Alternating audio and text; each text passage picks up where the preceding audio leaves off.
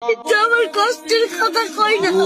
Daddy বলছে কাকা আমি মানুষের হাতে পাও ধরে যাও, বাসের মধ্যে উঠে পাও ধরে ভিক্ষা চাই। সবাই দেয়, ভিক্ষা দেয়, ভালো মতো দেয়। একজন আজকে একটা সুপার মার্কেটে খালি একটা মুরগি চাইছি দেখছে, কেনা পারছে একটা উন্ডালে একটা সারে ভাই ওনাকে টাকা দিছে অনেক কষ্ট তোমার করে। একটা আছে কে? মতো বাপ নাই, আছে ওই একটা মা।